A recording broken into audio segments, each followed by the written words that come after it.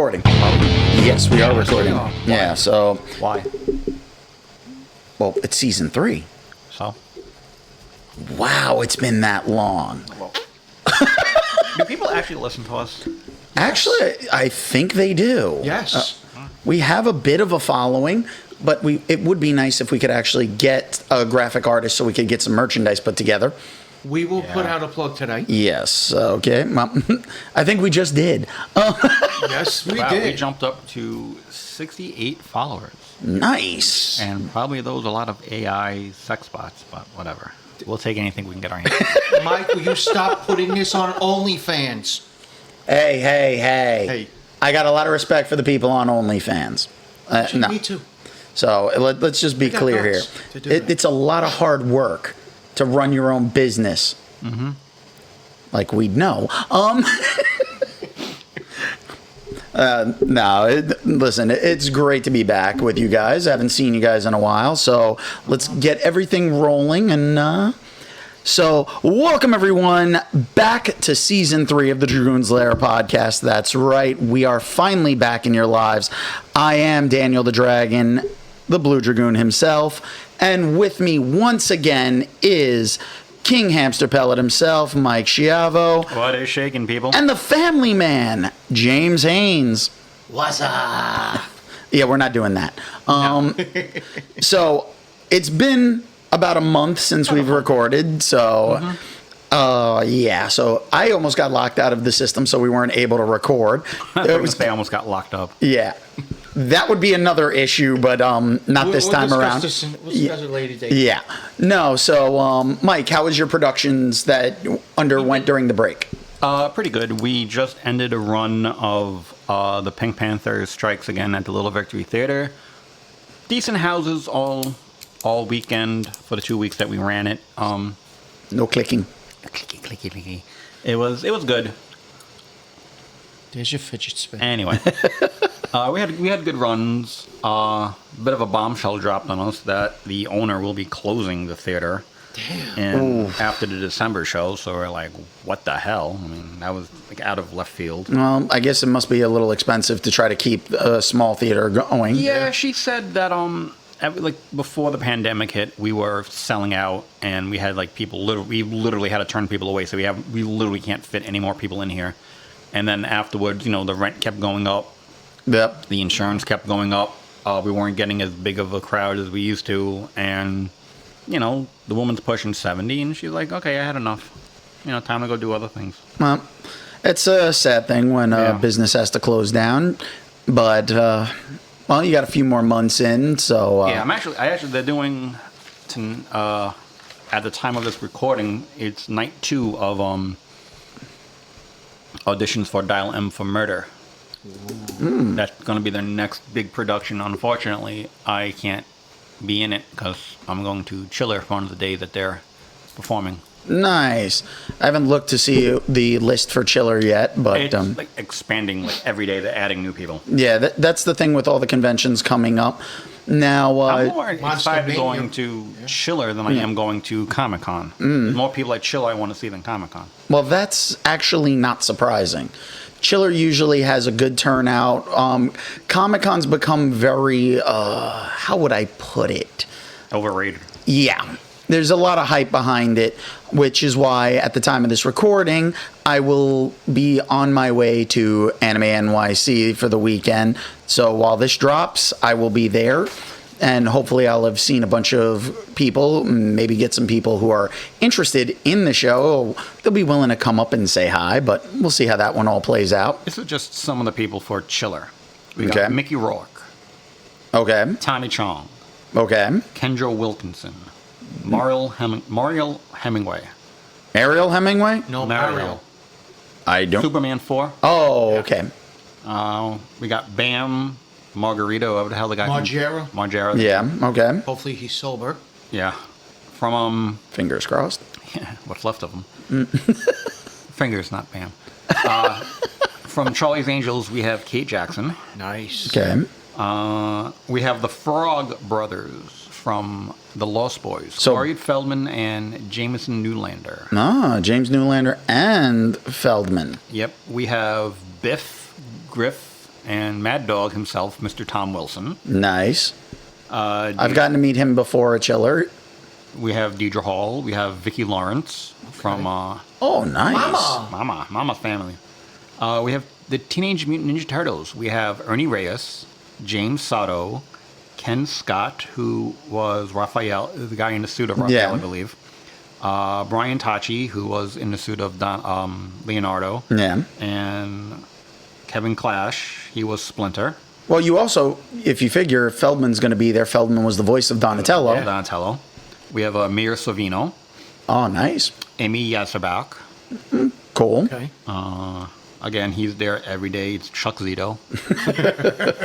Barry Zito's brother, Chuck. Yeah. Eric Roberts. Oh, God. Daniel Rudy Rudiger is going to be there. Who in the hell? Rudy. The real Rudy? The real Rudy. Oh, okay. Real Rudy. I'd rather Sean Astin, but okay. I take Gotta take what you can get. Yeah. That's about it on the big names. We have Kashi. The franchise. I am not even going to attempt to butcher this man. Sean Kane from Mike Barnes will be there. Oh, nice. He's been From Yes. Cynthia Rothrock, or the 80s kickboxing fan. Yep. Billy Blanks. Billy Blanks, little Tybo. Tybo guy. Yeah. Yep. What's his name? Bob Gunton, the man who captured. Oh, nice. And he's the guy, Ace Ventura, 24, Star Trek, Shawshank Redemption, Glory. Yeah. So we definitely got that one's going to be packed. Yeah, it's going to be, dude. And those are just the names people would know. Yeah.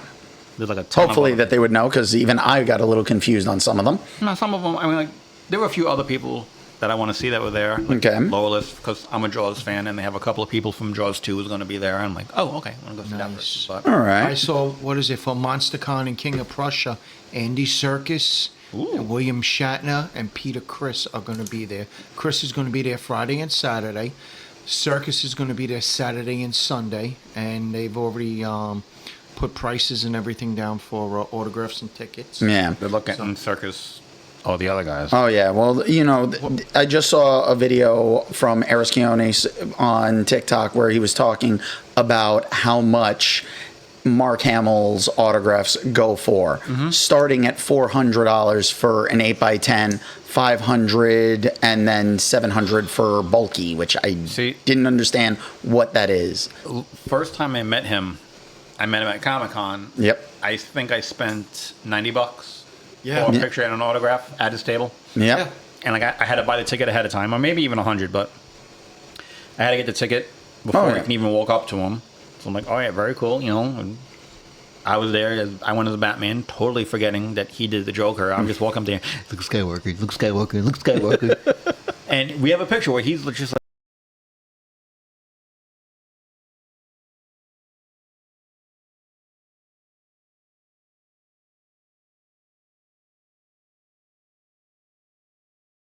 like looking at me, pointing. He's like, And I was like, it looks Skywalker.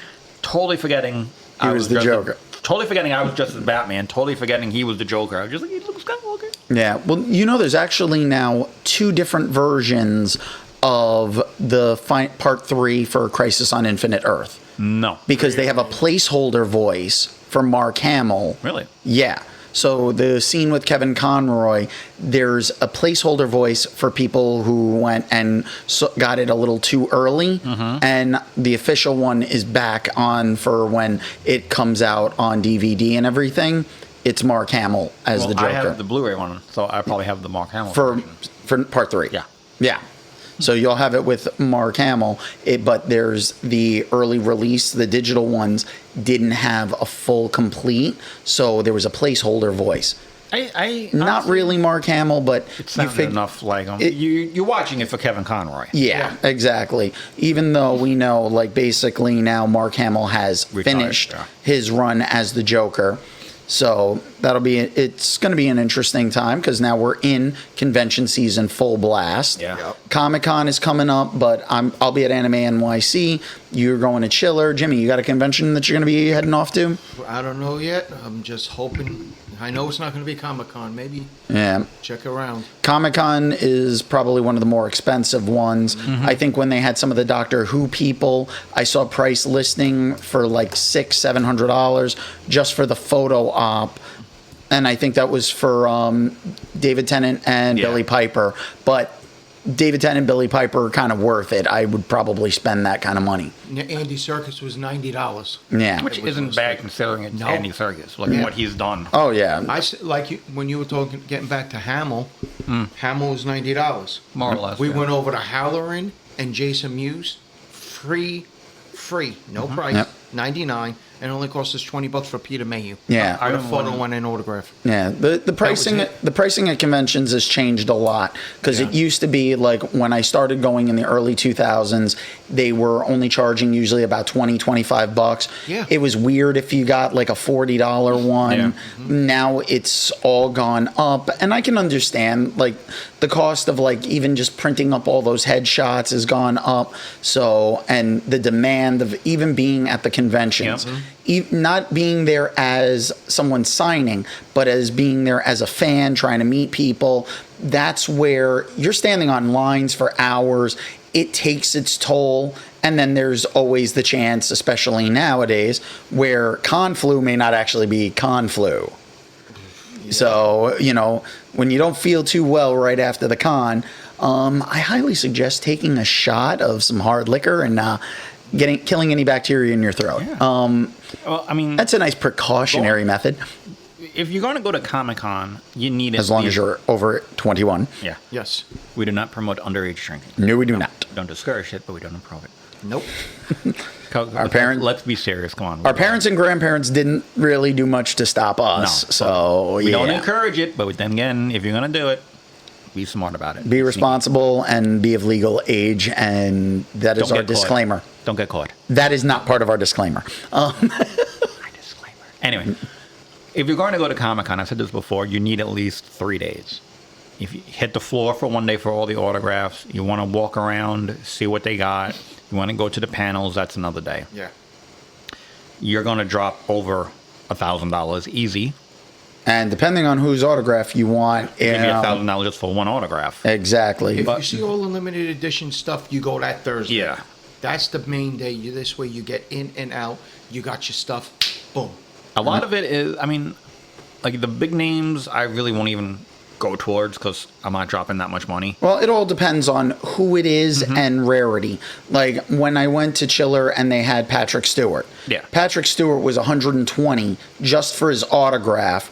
And you had to do a separate photo shoot if you wanted to take a photo with him. Yeah. That one was going to be dropping even more money, so I only got the autograph photo. Right. I would have rather had met him, but they also had signs up everywhere. It's cold and flu season. Do not try to shake the actor's hands. I was like, wow. Well, you remember what happened last time we went to Chiller? Oh yeah. Yep. And you want to tell them? Want to remind the people what was said there? By Mr. Marklin Baker, do you want to remind him? No. No, I do not. I'll do it. Okay, Balky. No. Even he looked. We went to. And I disagree with him still. This man worked with him for years. I take what he says at face value. If you have an opinion on if Mike is Balky or not, please email us at dragoonslairpodcast@gmail.com. That's all one word. Dragoon is spelled with 2 O's. That's dragoonslairpodcast@gmail.com. Last year, me, Danny, Henry, and Lynn, we went to Chiller with one purpose in mind, to meet Mr. Marklin Baker and finally put this debate to bed, if I look like Bronson Pinchot or not. We walked up, we paid the money, we walked up, got our picture taken with him, and we said, You mean I paid because you were too chicken shit to actually even say anything to him. Anyway, we were like, do I look like Bronson Pinchot? And he looks me up and down, and at first we can tell he didn't know what to say, yes or no. And I was like, just, do I look like him? And he goes, no. So I was like, right then and there, point blank from the man himself, I do not look like Bronson Pinchot. I am putting Balky to bed. Thank you. You can put it to bed, but I'm never letting you turn off the light. Oh, I'll break the fucking thing. No, so we've got the convention season coming up. Now I want to talk about a couple of news stories before we go over anything else. You don't know if you heard or not, but the Acolyte will not be returning for season 2. I heard that. Kind of figured that. It was a little disjointed in my opinion. It kind of went all over the place, and I really wish they would have just gone back and done Knights of the Old Republic. Just take the old game and tell that story as an actual movie, like as a series, and I think we would have been good with that. But I don't think any of us here really didn't have an expectation that was getting canceled. This just in from Racing in Paris. A Galapagos turtle has just beaten the Acolyte. That's how slow that show was.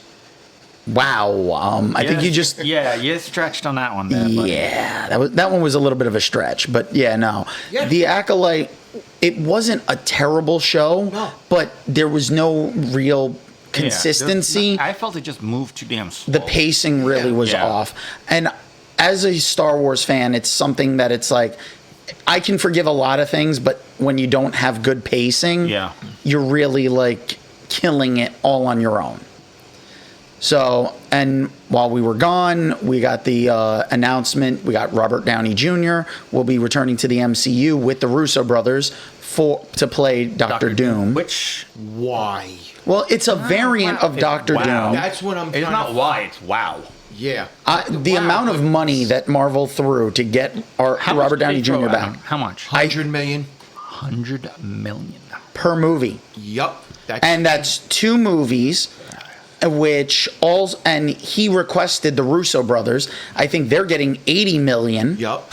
And the thing is that when you look at it, it's supposed to be a variant. So I'm okay with it being a variant as long as they can also get Chris Evans back as a variant for Captain Hydra.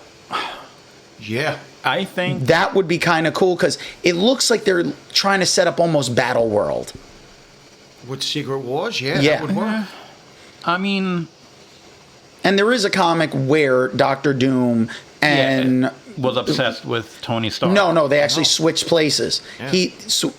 Doom actually switched bodies with him. I just seen the comic of that. That's how scary it is, too.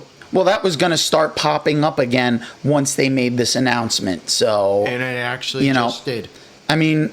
The initial reactions have been mixed, and we've had some time to sit on it. So, Mike, what did you think? We'll start off with you about the announcement for Robert Downey Jr. coming back to play Doctor Doom. Like everybody else, when I first heard about it, I went, holy shit. Yep. I'm going to go into it like going into anything else. I want to see what they do. I mean, Marvel has a track record, film-wise, of putting out good films. Putting out films that make you scratch your head and go, okay, I didn't see that one coming, but...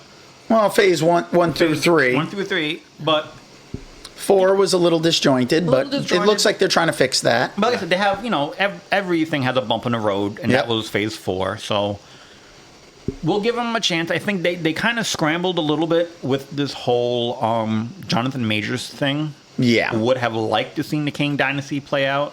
Maybe down the road they can say, oh, he's a King variant somewhere. If they want to recast him, you can always do the variant role. I've just seen, the reveal a million times like everybody else. I want to see how they do it. You know, I'm going to give them the benefit of the doubt. I'm going to say, okay, you know what? You've proven yourself. You've earned the trust of people. Let's see what you do.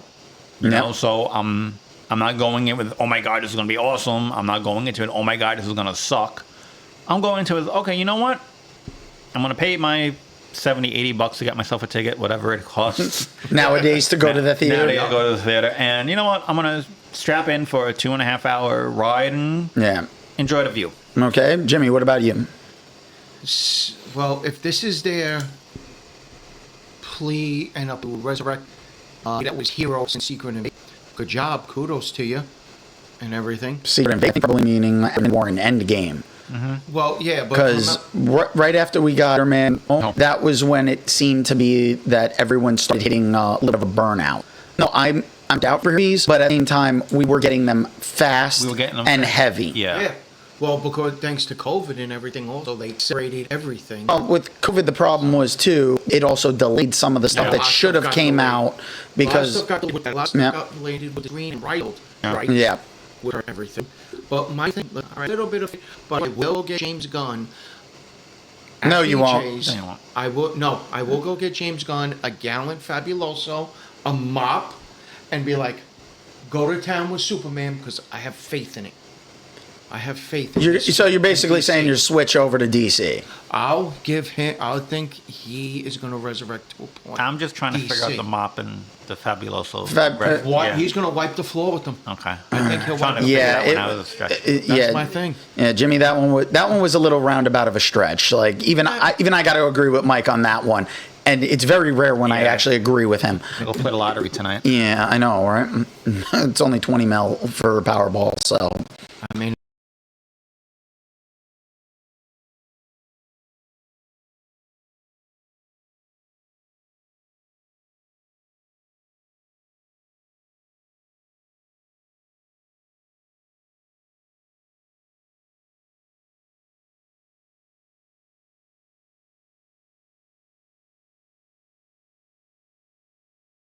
And I'm waiting to see Creature Commandos and everything. Okay.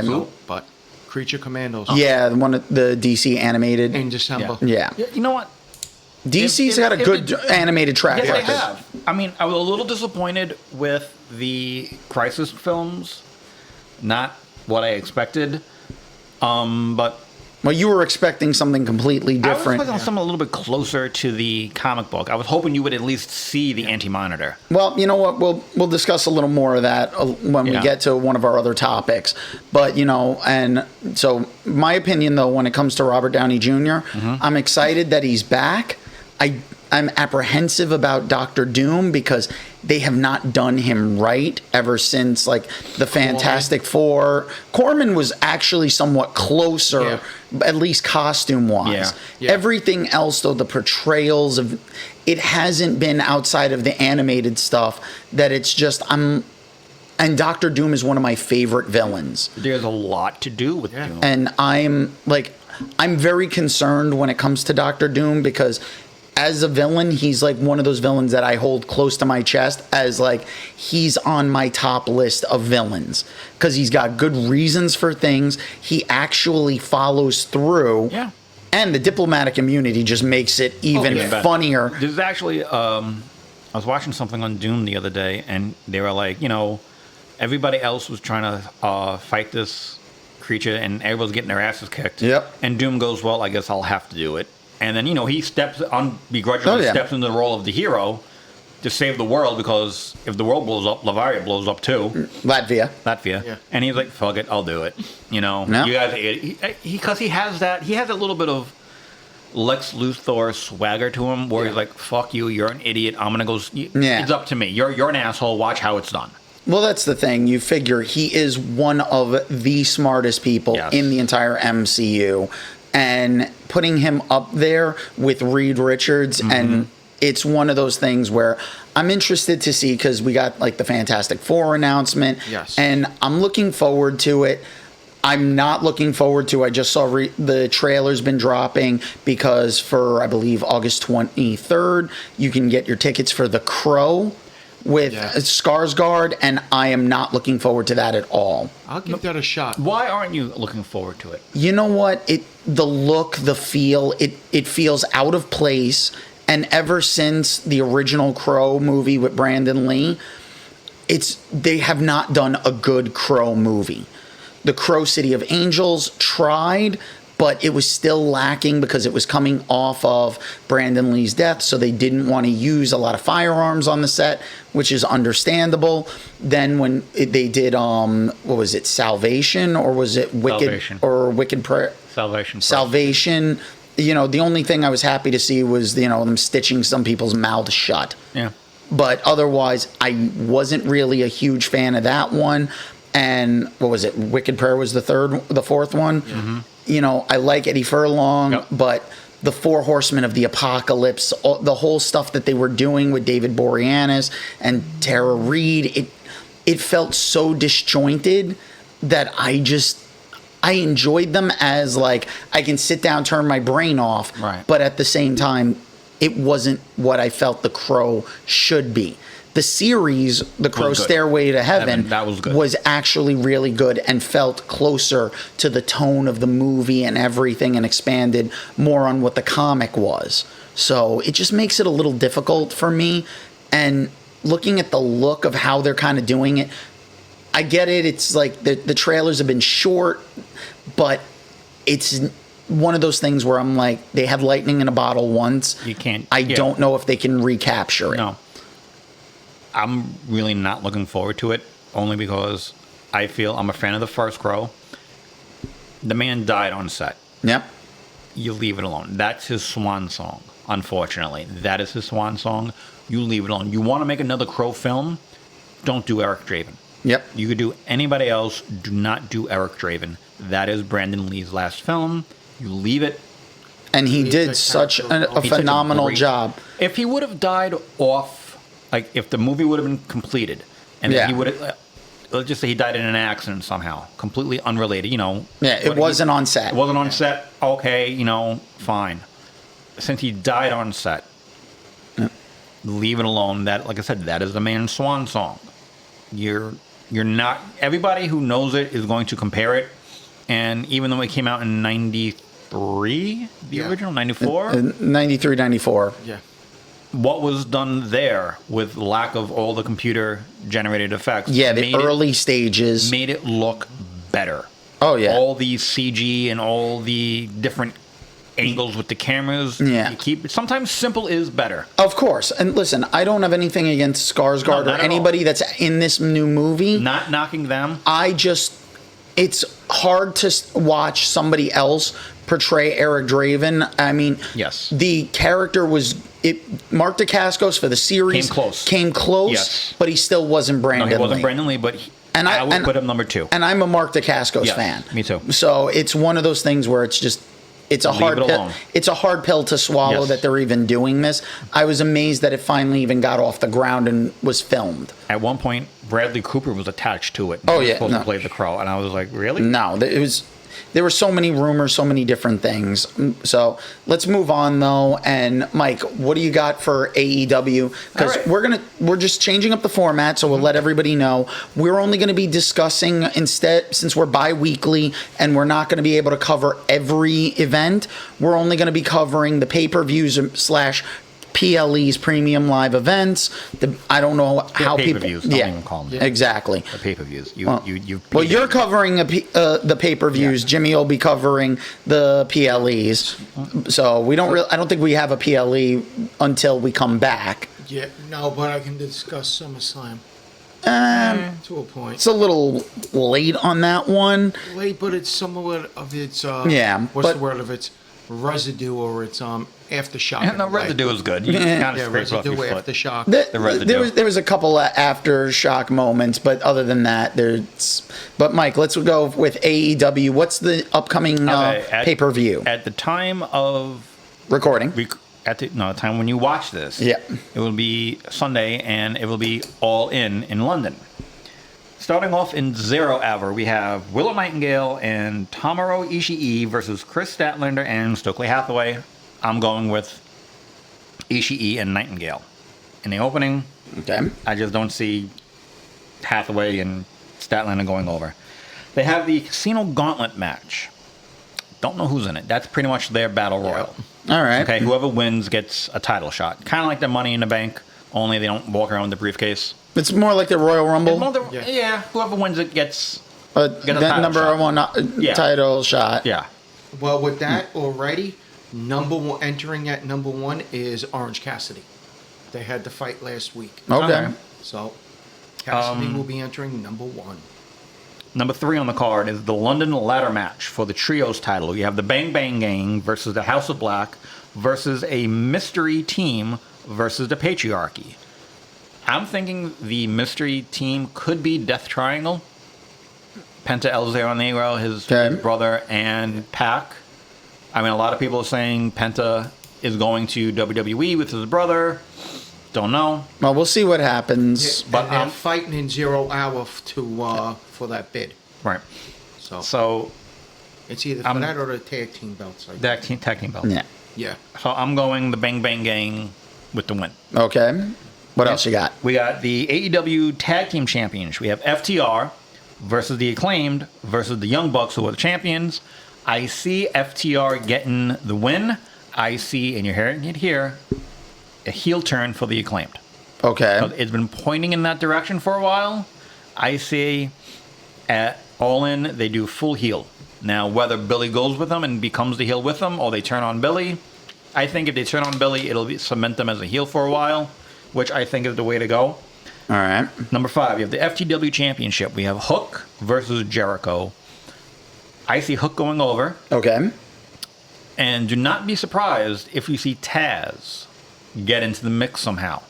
Because he even said at one point, he goes, I might have one match left in me. He goes, but I got to get some things worked on first. And he was away for a little while getting his knees and back worked on. Okay. So I will not be surprised if you see Taz get in the mix somehow and I hope so. toss Jericho around a little bit. Well, we'll see what happens on that one, on that end. Number 6, we have the TNT Championship match, which is a coffin match between Darby Allin and the champion Jack Perry. I'm sorry, just the Yeah, I know. a coffin matches in Yeah. these days. Yeah. It's if it's not Undertaker, why are you even Why are you doing bothering it? with a Right. coffin match? I see Darby going over. As much as I'm not a huge Darby Allin fan, but I see Darby going over Okay. just to change things up because Jack has had it for a while, so I think it's time to move things along. Number 7, this is going to be, I think, a 10-star match. MJF is for the AEW American Championship. MJF is the champion versus Will Ospreay. Okay. You're in Ospreay's hometown. He got the home crowd behind him. I think he's going to go over. I think Ospreay's going to leave with the belt. Okay. And it'll go back to being, what is it, the Continental or International? Something like that. Yeah. I don't know. I mean, this one can go either way. All right. You're going to have a lot of near falls in this one. I hope they do right by both men and just let them have the match and let it play out. Don't do any of this, interference and then coming back in and then rolling up. Yeah. Don't do that. These two men can go. Let them go. All right. Let them have their 10-star match and move on. TBS Championship match, Britt Baker versus Mercedes Moné. I see Britt going over because she's coming back. Moné needs some work on the microphone. No doubt about it. She needs mic skills. So have Britt come back. I see her taking the belt because she's Britt. Everybody wants her back. And she had a little bit of clout going on. She had a little bit of heat going on backstage. So, yeah. I got to disagree with you just on the point of saying that Mercedes Moné does not needs work on her mic skills. A little bit. She needs a little work. She's always been top notch on the mic. That's the thing. It's it all depends on what you're given to work with. Right.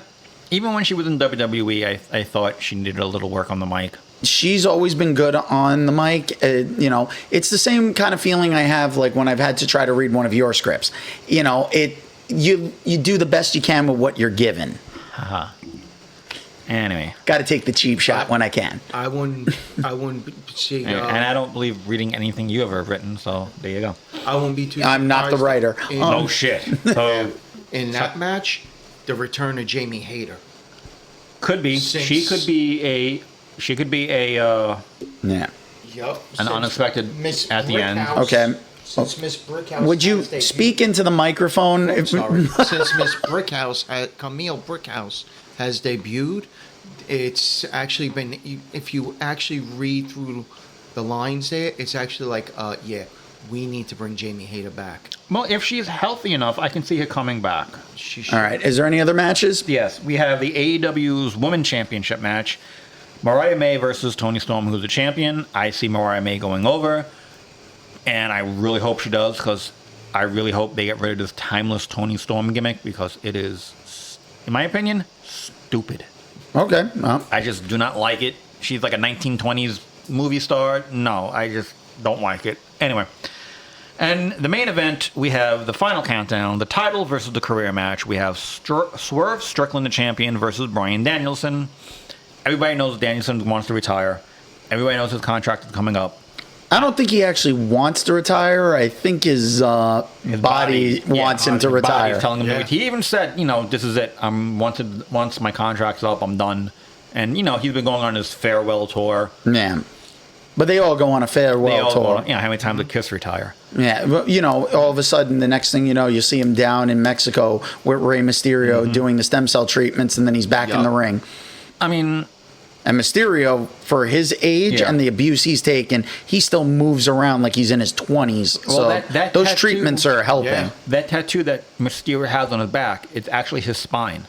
And when, he gets vertebrae fused together, he just goes in and gets part of it erased. So that's his spine. And he just like, Doc, just do it that way. And they put it on his back and erase this and put these guys together, and that's just gone. I see Swerve going over. I don't see them taking the title off of Strickland to give it to Danielson, who's going to retire soon anyway. It's going to be a great match. I see Swerve going over. Okay. And that's all, folks. Well, at least for you for now. For now. Jimmy, do you really want to cover this, or can we skip ahead and we'll worry about the Bash at Berlin on our next episode? Well, I'll tell you this, though. Just the repercussions from SummerSlam, I'll tell you this. The return of Odyssey Jones helping out the New Day. Okay. That's been a good plus. What do they call them? The Terrible Two? The Terror Twins. Terror Twins. I like that. And a lot of people saw that coming. I thought that was very impressive now. I almost thought they were going to just call them, it's the OG Judgment Day. Huh? Fuck you. It's been a while since we've been recording. But no, the OG Judgment Day versus the Street Trash Judgment Day. Yes.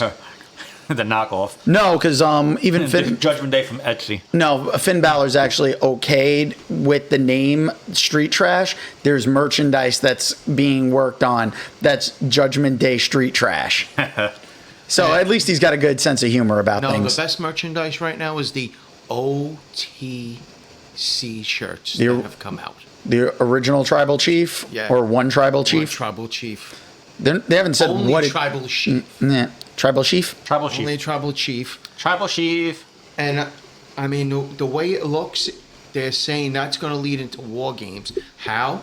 Well, we're going to have to figure... WWE's going to have to figure out their own stuff because, I mean, they just recently, while we've been gone, you figure we lost both of the Wild Samoans. Yes. So now Afa and Sika are reunited in the afterlife. So, and the Ulafala that was given to Roman Reigns, that actually has more meaning because it was given to him from Afa and Sika. Yep. So it'll... The senior right now, if you look at it, there's two senior Polynesians right now, if you use it that way, is Haku and the Tonga Kid, the original Islanders. Yeah. And then the third in line is Rikishi. Yep. Well, we're going to see how everything plays out, and we'll cover WWE more with actually Bash in Berlin. But I will say this with Bash in Berlin, I don't know why. I need some more meat to that and everything. Well, that's the thing. It's, we still have another week. They're going to add more stuff to the card. So we'll see how that one all plays out. How do you like the Wyatt 6-6 so far? I'm enjoying what they're doing. They're finding like a good balance between the creepy and the actual like story. And them coming after the newly formed American Made, it just works. Yes. American Made. I keep thinking of the Tick. Yeah, listen. It's American Made. Yeah, listen. I'm glad we've got another American faction in WWE because Hulkamania is dead. Yeah. Have you heard who debuted last week or maybe this week for AEW? Nope. The Dynamite Kid. Oh yeah, his son. Tom Billings' son. Of course. He's been on Collision. Yep. And he's actually using the moniker the Dynamite Kid. Okay. So he's the Dynamite Kid 2. Yeah. So now I want to just cover one little like anime recommendation because when we're recording this week, the Kengan Ashura Season 2 Part 2 just dropped on Netflix. So I actually finished watching it. I did not want to stop watching. I have to recommend this. Anybody who's looking for a good fighting anime where it's a tournament where they're using actual styles. The animation style kind of it was a little jarring for me at first, but between seasons 1, 2, I highly recommend Kengan Ashura. It's definitely really good. It's something that'll definitely motivate you to like want to exercise and like get yourself in shape because you see the way these guys are and they're giving you height, weight, and the fights. It was impeccably done. So it came out on Netflix. So there are 2 full seasons of Kengan Ashura available on Netflix.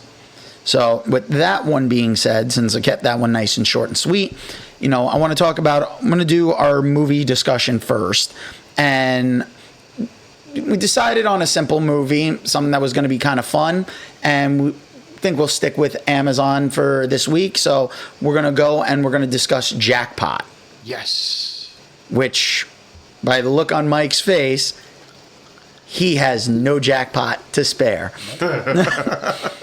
So, I'm going to start this off with Jimmy. Jimmy, why don't you give us a rundown of your impressions of the movie Jackpot, starring Awkwafina, John Cena, and Sam Liu.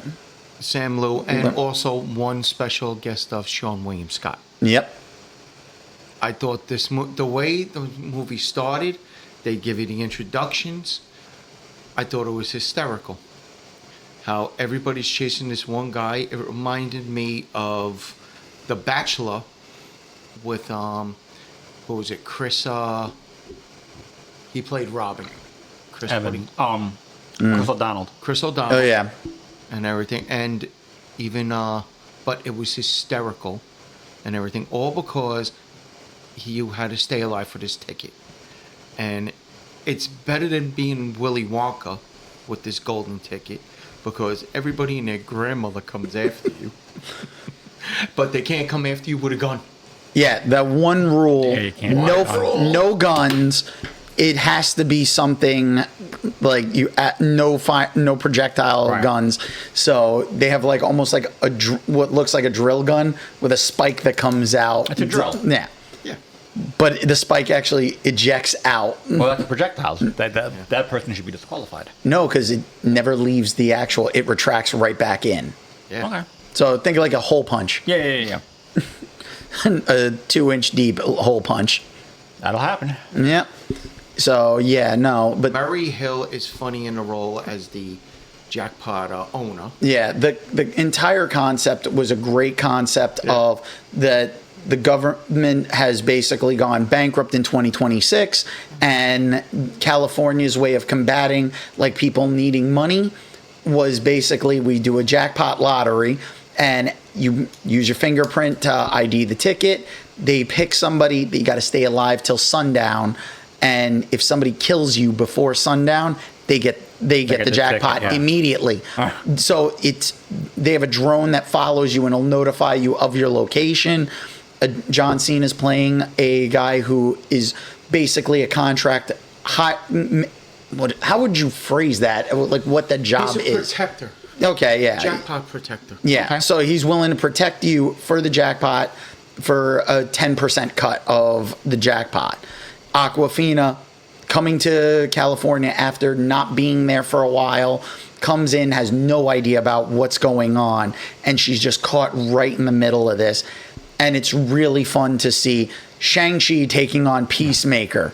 Which could be a movie in and of itself. Which they are confirmed that Shang-Chi 2 is, I believe, getting ready to start getting I filmed. thought you were going to say Shang-Chi is going to fight the Peacemaker. No, they pretty much did in this movie. But no, having Awkwafina and Sam Liu, since they were both in Shang-Chi, yeah.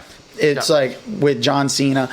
And the first thing you see with John Cena is him working on like some weapons. So it's like he's putting together like a wasp gun, and he's listening to the Teenage Mutant Ninja Turtles music. Which is awesome, by the way. Yeah, and I'm talking the movie soundtrack. Yes, which is awesome. Yeah, you hear them doing, what is it, turtle power? TURTLE Yeah. power. TUR. It was such a, you had the nostalgia there. It felt good. It was fun. He kept quoting them how many times? Oh yeah. Especially him talking to Aquafina and being like, you can be your own inner Ninja Turtle. And she's like, can I be Michelangelo? He's like, I'm always Michelangelo. So it's one. We know he ain't Donatello. That's Oh for no. sure.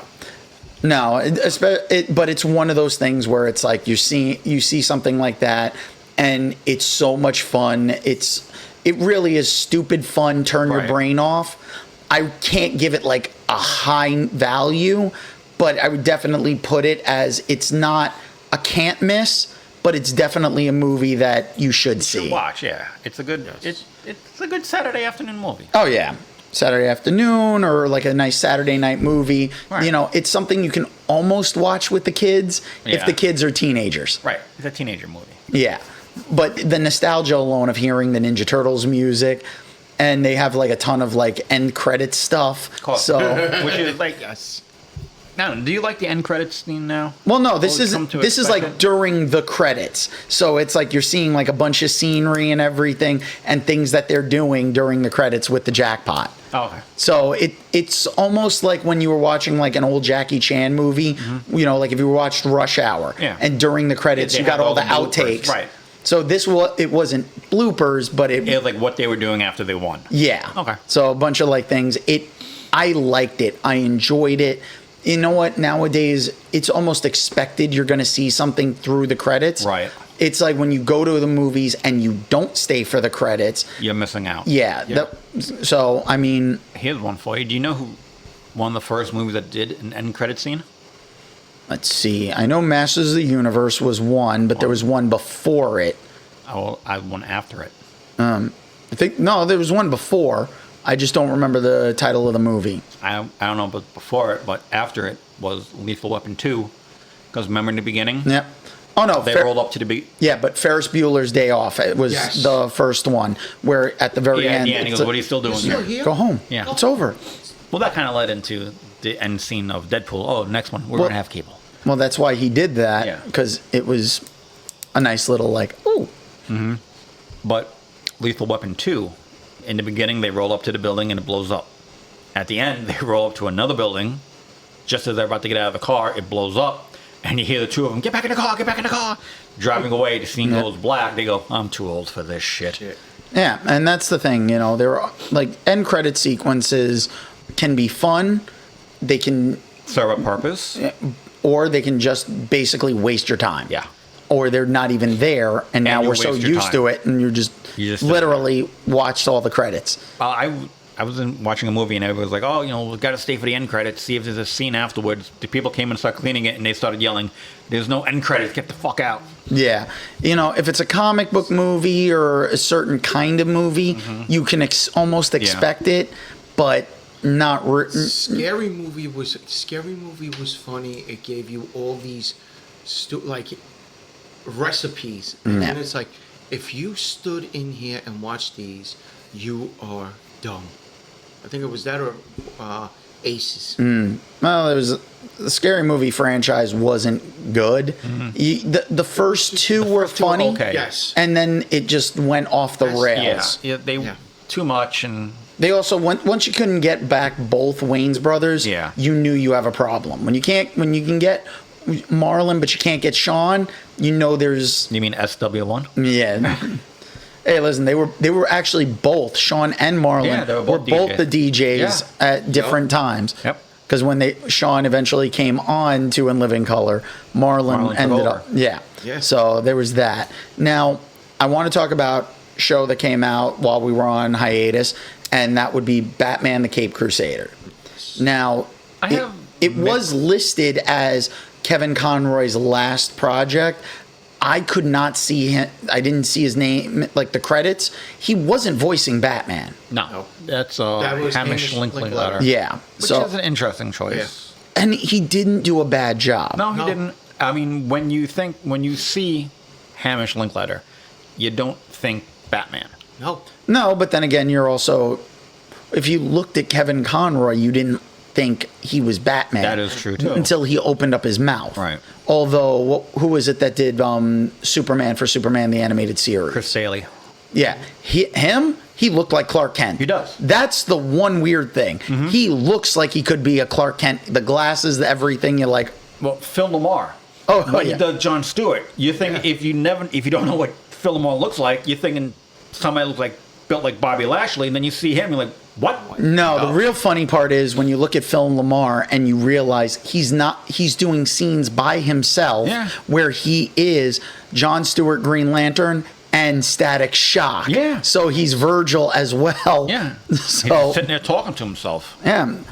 The dream job. Yes. But yeah, no. So, what did you think of Batman the Caped Crusader? Because I have some thoughts that I listened to Panda Red from TikTok, and the Red Panda, he basically went and made a good point, and he did a comparison.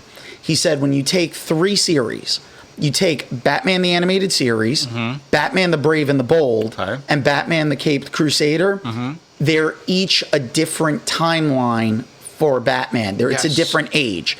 Batman the Animated Series was modern day, kind of like that timeless, set everything up because it came after the Tim Burton movie. Right. So, and it was only like a year or two after, what was it, a year after Tim Returns? Returns came out in 90, I believe. Yeah, so it was like a year after. Yeah, like 93? 92, 92, I believe. So that one kind of like updated and was more current day Batman style. And it also set the tone because it changed like the origin of Mr. Freeze. They gave us characters like Harley Quinn who were created specifically for that show and then became staples in the comic universe. Then you take Batman Brave and the Bold. And now I'm giving Panda Red like all the credit for this because he's the one that I'm literally quoting on it. And then you look at Batman the Brave and the Bold. They took the Silver Age when things were a little goofy and ridiculous. Campy. And but they kept it kind of like, they didn't use all the older characters, but it was Batman teaming up with different heroes. A little more tongue in cheek. Yeah, you had Plastic Man, you had Guy Gardner, but they used Jaime Reyes for the Blue Beetle. You had Booster Gold as part of the team up. So, it was one of those things where it was the sillier thing. Now you go and you take a look at Batman the Caped Crusader. It's the golden age because it's him fighting street level. He's not fighting super villains. He's literally taking on mobsters and corrupt cops. He's not going, and it's not Batman out there fighting the Joker and fighting Two-Face, even though Two-Face does come into it, but he's still more street level. It wasn't the maniacal Two-Face where it's he's got this grand plan. No, this is his mind is just snapping after getting the acid thrown in his face.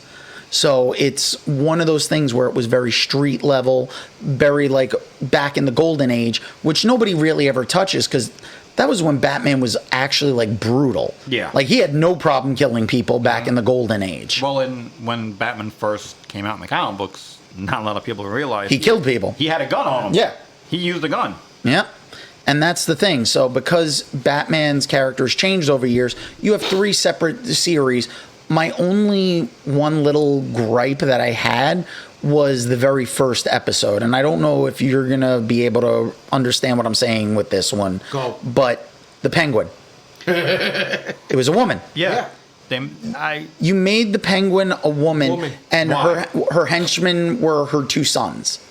It was one of those things where I didn't understand why they did it. I don't get that. I mean, that's what I saw. If you can give me a reason why. Yeah, I mean. Okay, just don't do stuff for the hell of it. Yeah. Don't be like, oh, this is the time they got to make this. No. They give me a reason. No, that's the thing though. There was no reason, no nothing. That was just how they projected the character, and it's the first episode, and it was just one of those things where they did the Catwoman episode very well because it was like she was inspired by Batman because she was kind of a thief but also an elite. And you look at the costume, Yeah. it's more, what was it, Golden Age? Oh, it was Golden cape Age. and She had the green cape, and but the she had the purple. slit dress Right. and everything. So it really was like Golden Age. So, you know, there are other Batman series, they do a different job. Yeah. But those 3 series, but I have to say, I did enjoy Batman the Caped Crusader. It was just one of those things where it was like getting used to the fact that you weren't going to see any of the craziness. There was no silliness really of like the Brave and the Bold. You didn't have like any of like the over the top like a Mr. Freeze. You really just went like they had kind of Firefly, but it was more Firebug, and it was just a guy committing was a arson. wimp. Well, Yeah. I'm looking forward to Onomatopoeia. No, really, I am. Yeah, well, not in this one, not in this show. No, he's coming up. He's Yeah, but not in not in the yeah. first episode. No, not in but- the season. But he's Yeah, showing up. and it's only 10 episodes. Yeah. So for a 10 episode series, I highly recommend it. I mean, it really is ground level.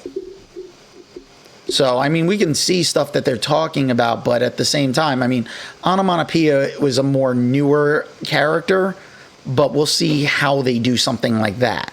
But for the most part, I mean, they kind of ended it off with the Joker like being hinted at, but they gave Harley Quinn a new outfit. She didn't have the Joker.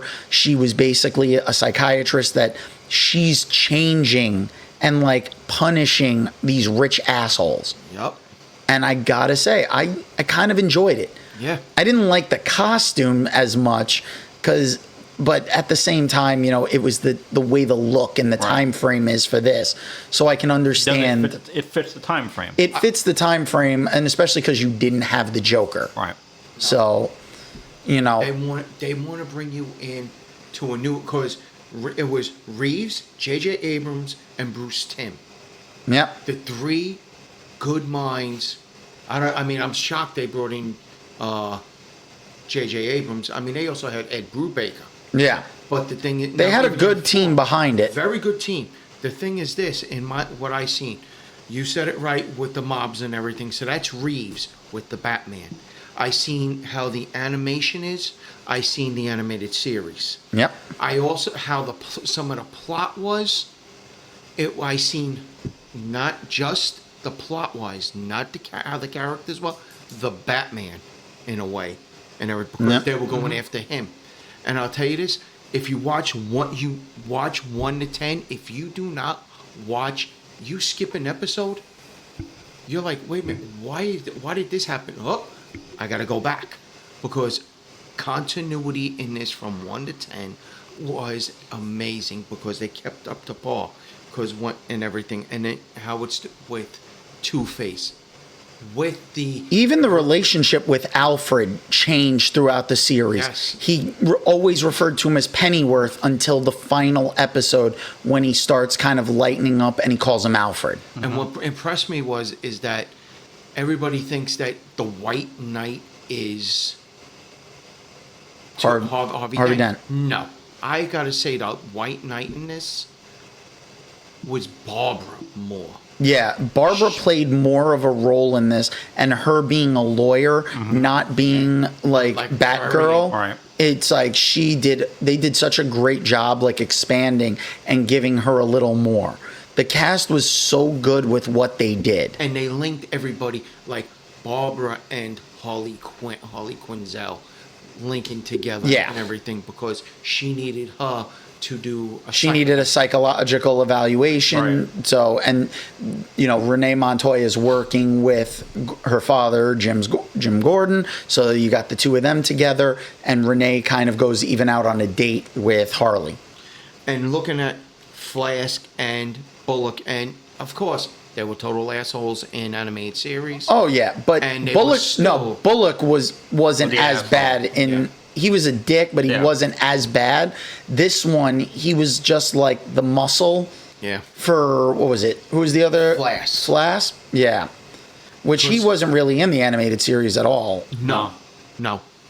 I kind of got the vibe of like Batman Begins with this one. It was a little bit, Like a but bit of an origin story. I would say it was more like Batman Year 2 almost. Okay, where it's like you've already gotten He's established, but now we see him. There is the Batman out there. They know there's a vigilante. Only now this time around, they're deciding. The mayor's like, now we want you to like start up a task force and find this guy. And did you notice who Bruce Wayne's lawyer was? It was Lucius Fox. Yeah. Which everybody's like, oh, Lucius Fox is the CEO of Wayne Nation. Well, they've had Lucius Fox play a lot of different roles. Yeah. He's been the scientific guy. He's always been one of these guys that kind of knows Batman's secret. He's also been like the guy helping to hide the money for Wayne Enterprises. So it was like it was a good thing. The only one episode that they really went like a little goofy was when they finally were like, oh, we're gonna have Gentleman Ghost. Yeah. So they bring in Gentleman Ghost. That's where it was like, and he has to realize like, oh, there are ghosts and supernatural things out there. But otherwise, they kept it really grounded in a like firmer sense of reality. From start to finish. Yeah. That one, I have to give that one, like, that one's a must watch. And if you're a Batman fan, it's definitely a must see. 10 episodes, they're like a half hour each. Yeah. You know, my only issue was, like, I was trying to see, like, the credits. And unfortunately, Netflix moved Amazon very quickly with their credits, jumping to the next episode. You have to press show credits. Yeah. And that was the thing. It's like, sometimes you're watching, but you're also like, you're not sitting there with the remote in your hand. Right. Unless you're planning on stopping. So it's definitely up there. Now, I want to take us to our last topic because we all need to discuss Deadpool and Wolverine. There's no way we're not discussing this one as our return episode. So, with Deadpool and Wolverine, I saw it in the theaters, spent like $20 just on a goddamn ticket for like the first showing of the day. Now, that to me is just expensive enough that it makes me not want to go to the movies, but Deadpool and Wolverine was the thing that would get me there. There are certain films you need to experience in the film. In the theater? In the theater. Oh, yeah, you want to make fun of me. Yeah, I did make fun of you. Dick. Shut up. Batman films you need to experience in the theater. Not all of them. Some of them. Mostly, yeah, no, you do. Okay, you do. Did you need to experience Batman v Superman in the theater? You really didn't. It wasn't worth it. Well, you didn't know that at the time. Yeah. When you started seeing the runtime, you start thinking. I'm talking about Batman you films. look at the I'm extended not talking edition. about. I'm not talking about Batman views. I'm talking about straight Batman films.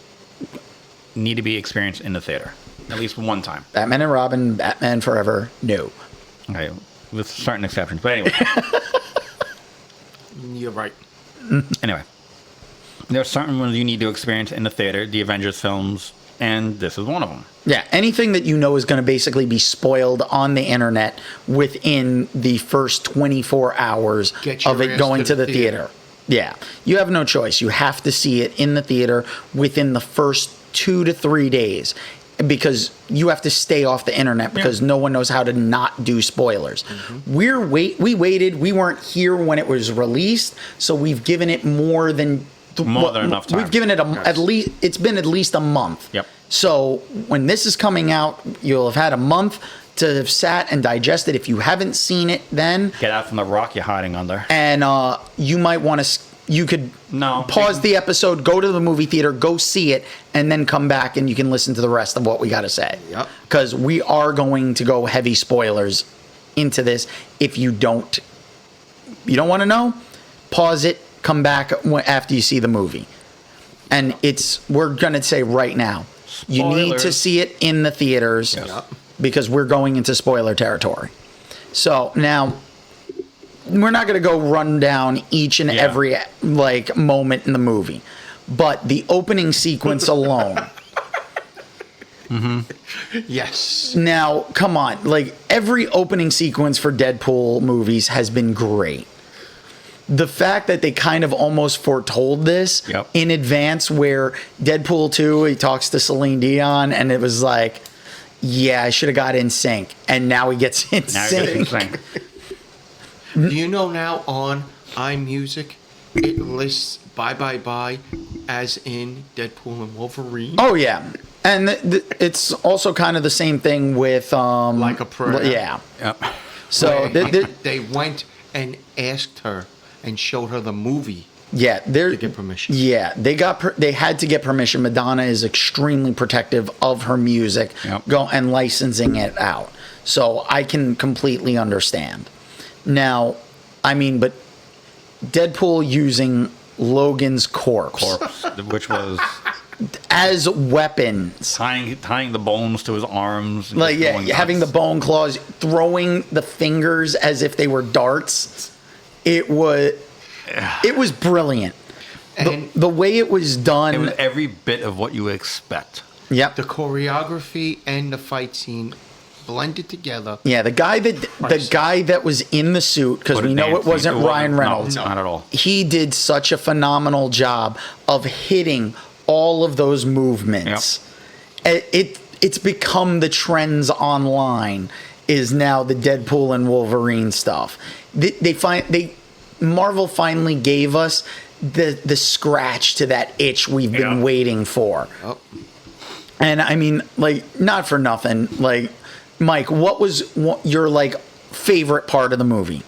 I know it's hard to narrow it down, but you got to pick at least one. At least one.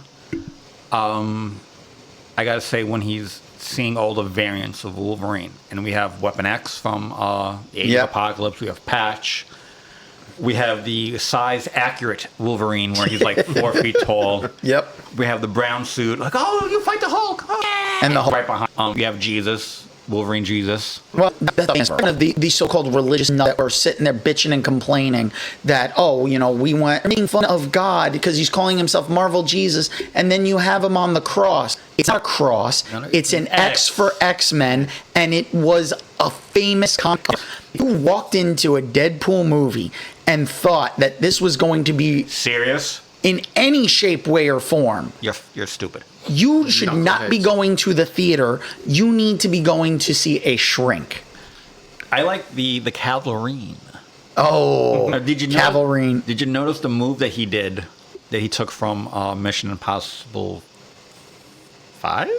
When he was in Mission Well, he's Impossible? been doing that for a while, though. But Hit the lock and load. The reload and his claws Yep. come out. Yeah, lock and load. Like, Like, he goes, I just did it. And the claws came out and he punched them. Oh, yeah. We'll treat you so much better than shit seems.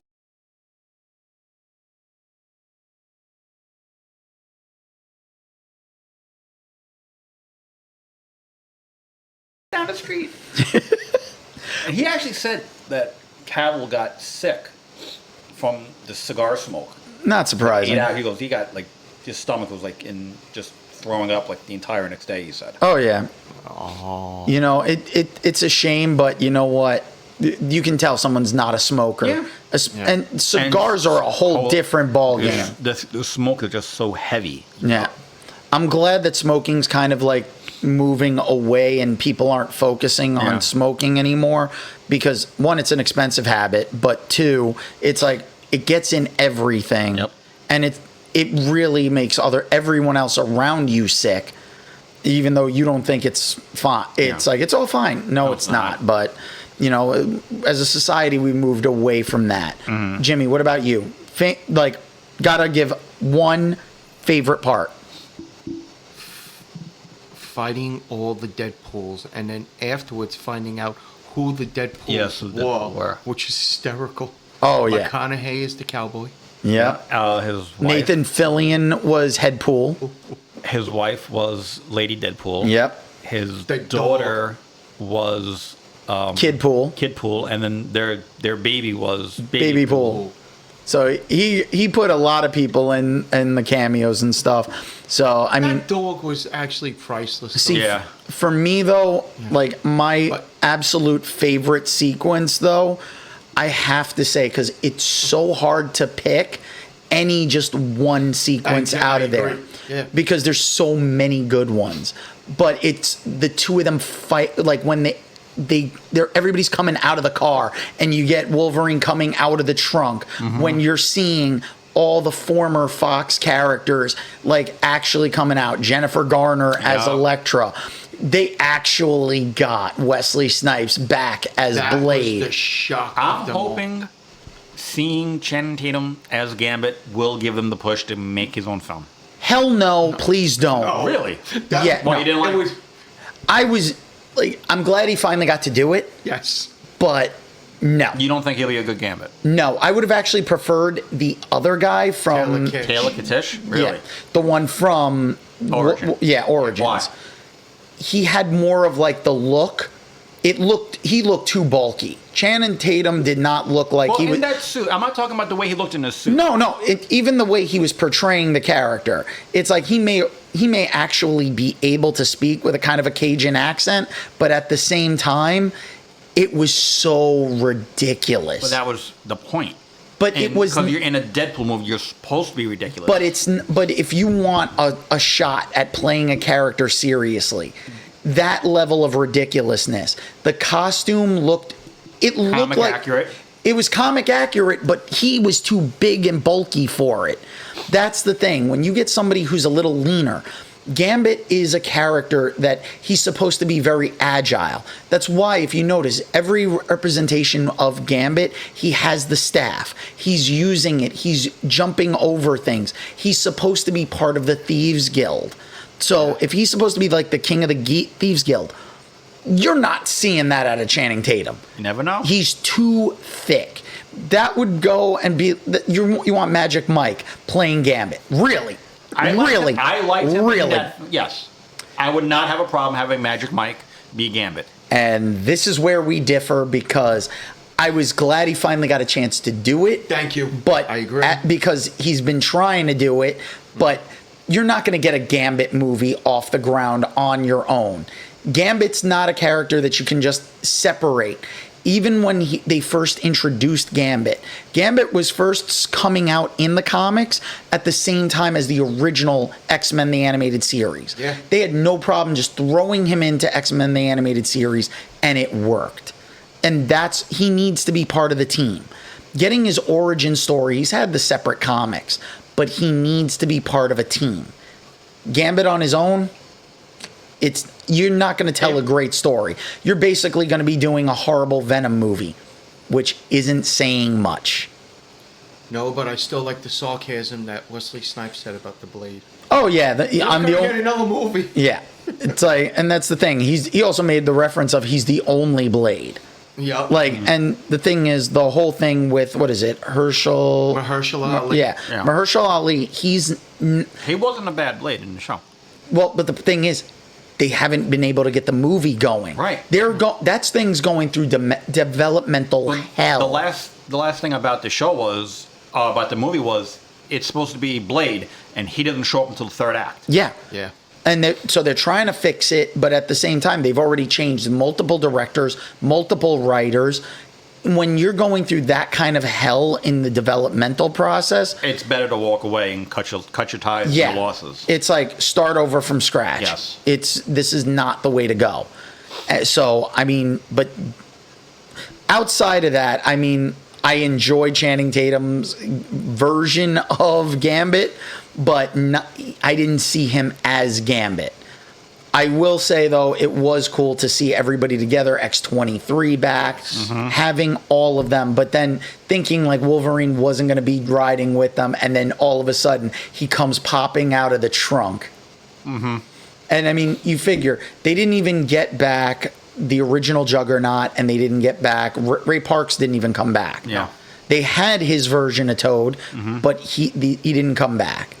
I gotta say they did. Call Jones, Vinny Jones didn't come back. Yeah, no, that wasn't Vinny Jones. He said it's like you couldn't move in that costume. I'm like, what costume? It was mostly a helmet and it looked like you were wearing a harness. You weren't really wearing a costume. The guy in Deadpool 2 looked a hell of a lot better than that. Oh yeah. You mean the CG version of Ryan Reynolds? Well, because it was Ryan Reynolds doing the voice of Juggernaut, and that was all it was all CG. Which the only like one minor regret that I had for Deadpool and Wolverine was we didn't have like one moment with Cable. Yes. It's like it would have been fun just to see Cable there, or even if they would have been able to get the kid back. Because you figure they didn't. What was it? I don't even think they got Domino back. No, you didn't. Yeah, No. You couldn't get Domino. Like seriously, I think they could have got Zazie Beetz if they would have tried. I mean, she did a phenomenal job. She was a great job. And I mean, even now, like she went off. She did Joker for the first Joker movie. Now she's been doing the voice work on Invincible. Wasn't she also in the Marvels? Didn't she play Monica Rambeau? No, that's not Zazie Beetz. Wow. So, but that's the thing. It's, they kind of opened everything up. I got to say, though, the post-credit sequence was absolutely hilarious. Something unpredictable. It was. Oh, I'm not talking about the credit sequence. I mean the post-credit, because they made the lights in the theater came up, making you think there's nothing there. And then, but you stay and you watch it, and it's Chris Evans got what he wanted.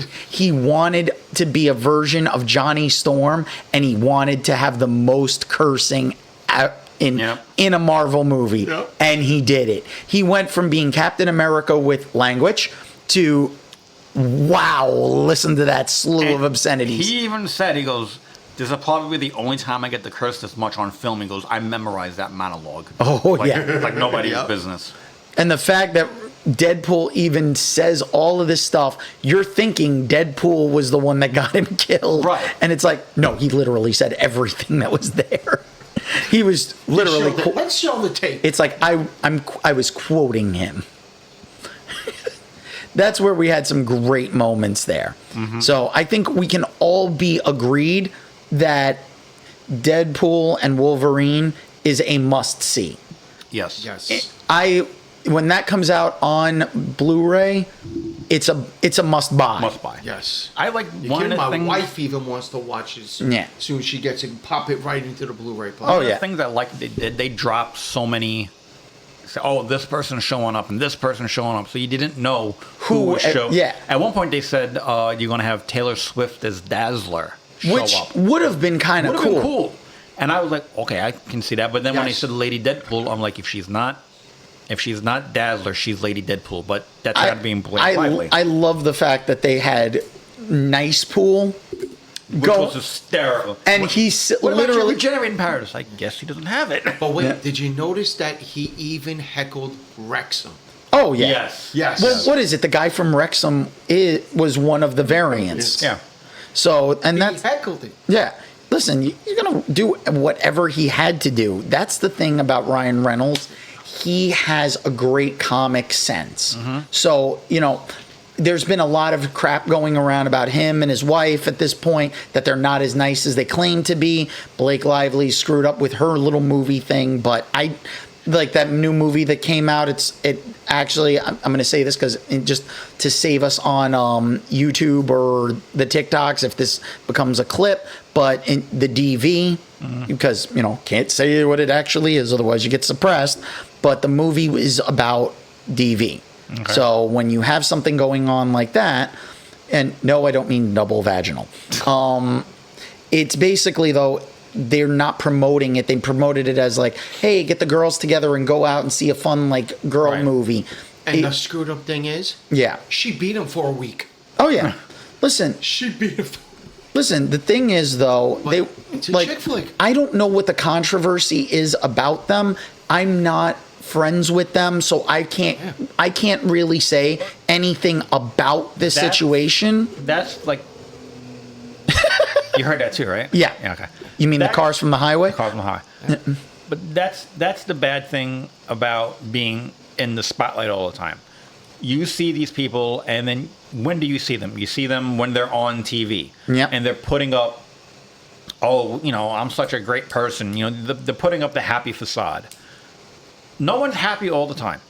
Maybe you caught the two of them after they just got into a fight. Yeah. Maybe you caught the two of them. Maybe they're just having a bad day, and that's when you happen to see these two, and you wrong place, wrong time. And then all of a sudden, we go from the happy, perfect couple to the assholes. No, I'm sorry. No one's happy all the time. But you know what? You have the right to be an asshole every now and then. Listen, their personal lives and how they behave and people want to react to them is everyone's individual basis. I'm not going to be somebody to quote on that. No. Because as far as I'm concerned, nobody's perfect. Not at all. I mean, but you know what? Their relationship works because you figure Ben Affleck and Jennifer Lopez getting divorced again. Well, not again. Remember, he didn't marry her the first time. They were engaged. He married her. They were just as they get to their second wedding anniversary, she serves him with divorce papers. Right, and then now I'm convinced she's like trying to go for beat Tom Brady on how many rings she has. No, the only person she's got to beat is Yogi. Yeah, he's got 10 rings. Yeah, but listen, how many does Brady have? 7. Oh, she's closing in on. She wants the number 1 spot. Yeah. Well, listen. No matter Yogi, how you don't beat Brogy. Don't beat Yogi. No matter how it works, it all breaks down to it's like we're not going to quote on the celebrity gossip on that respect because that has nothing to do with us. We're talking about the entertainment side of the movies and everything. Not their You personal don't look life. like Harvey Levin. I don't look like him. Mike don't look. Maybe Mike does. But, and we don't work for TMZ. All right, so we're going to wrap things up. So, Mike, you want to give the socials and how anybody can get in touch with you? All right, if you want to get in touch with me, you can follow me on Instagram at Hamster Pellet Productions. You want to follow me on the Facebook, you can do Mike Xiao, that's my personal page, and you can follow me on Hamster Pellet Productions. If by some strange chance you want to follow the show, you can follow the show on Instagram at, let me see if I get this right, the Dragoons Lair Podcast on the Instagram. Anywhere else? There's probably others, but Is there the Facebook group?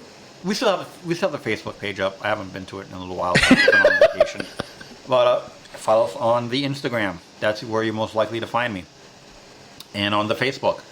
Do we have the Threads or the Twitch or the X? Or If we have the Instagram one, then we have Threads. Okay. You would just have to update that. Okay. Now, Jimmy, what about you? How can everybody get in touch with you? On Instagram and Threads, James H _4. Facebook, James Haynes IV. TikTok, James0925, where you can reach there. A friend of mine named Jamela who will give you a movie review in 50 seconds. And she's really right to the point. Unlike us, where we have an actual discussion. Yeah, Yes. you do the roundabout way. Yeah. So, and special shout out to Mike Schwarz. I promised you, Mr. Ahmed, your 3rd book comes out September 18th, and everybody still wants to help his Kickstarter, like everybody's doing a Kickstarter nowadays. Go to his webpage and on Instagram, and he will guide you where you can get, not only on September 18th, Ahmed 3, you can get the next 3 books. All right.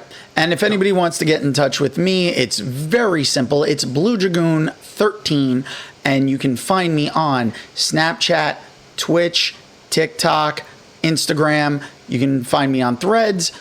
On the Twitch channel, you can go and get a link to the Discord group, and you can join our community there, expand on that so we can go and we can hopefully do some like community events and stuff on there. You can also go and make sure you listen to us on my channel, Blue Dragoon 13 on YouTube, but you can listen to the show on Spotify, iHeartRadio, Apple Podcasts, and Amazon Podcasts, or anywhere else where your podcasting platform needs can be met.